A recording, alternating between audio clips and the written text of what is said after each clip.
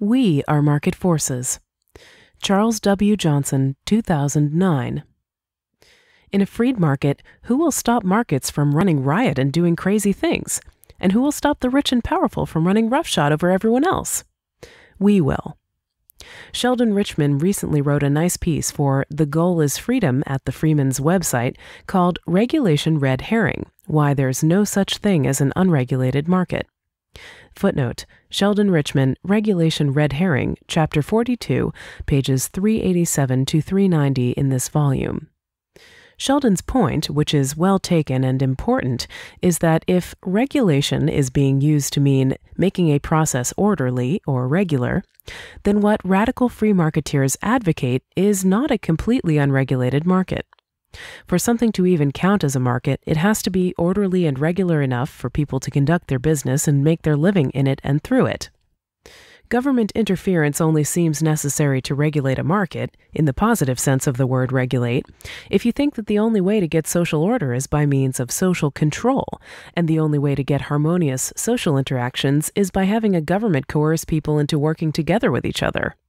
But, as Sheldon argues, the question is not to regulate or not to regulate. It is, rather, who or what regulates. All markets are regulated. What regulates the conduct of these people? Market forces.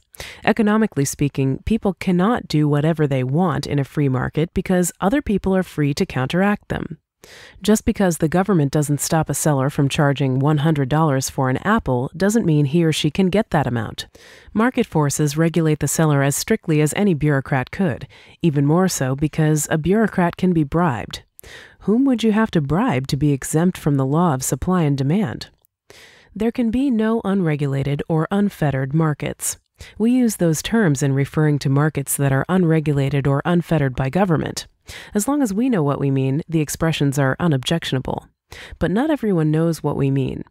Someone unfamiliar with the natural regularities of free markets can find the idea of an unregulated economy terrifying, so it behooves market advocates to be capable of articulately explaining the concept of spontaneous market order. That is the product of human action, but not human design. Order grows from market forces, but where do impersonal market forces come from? These are the result of the nature of human action. Individuals select ends and act to achieve them by adopting suitable means. The result is what we call market forces, but really it is just men and women acting rationally in the world. That last point is awfully important. It's convenient to talk about market forces, but you need to remember that those market forces are not supernatural entities that act on people from the outside. Market forces are a conveniently abstracted way of talking about the systematic patterns that emerge from people's economic choices. So if the question is, who will stop markets from running riot, the answer is, we will, by peacefully choosing what to buy and what not to buy, where to work and where not to work, what to accept and what not to accept.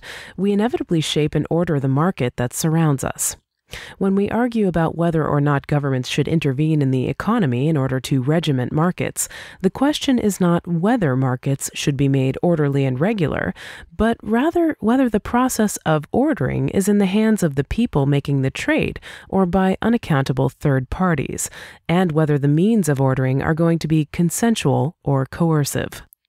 The one thing that I would want to add to Sheldon's excellent point is that there are two ways in which we will do the regulating of our own economic affairs in a free society, because there are two different kinds of peaceful, spontaneous orders in a self-regulating society.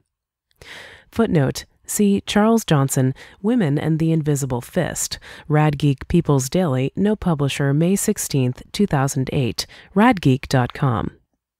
There is the sort of spontaneity that Sheldon focuses on, the unplanned but orderly coordination that emerges as a byproduct of ordinary people's interactions.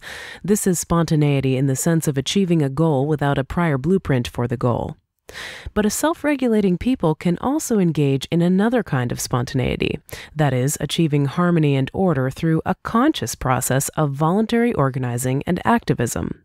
This is spontaneity in the sense of achieving a goal through means freely chosen rather than through constraints imposed. In a freed market, if someone in the market exploits workers or chisels customers, if she produces things that are degrading or dangerous or uses methods that are environmentally destructive, it's vital to remember that you do not have to just let the market take its course, because the market is not something outside of us. We are market forces.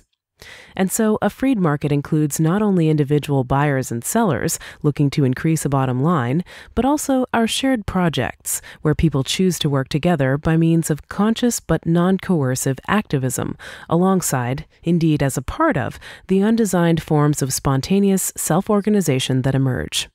We are market forces, and the regulating in a self-regulating market is done not only by us equilibrating our prices and bids, but also by deliberately working to shift the equilibrium point by means of conscious entrepreneurial action.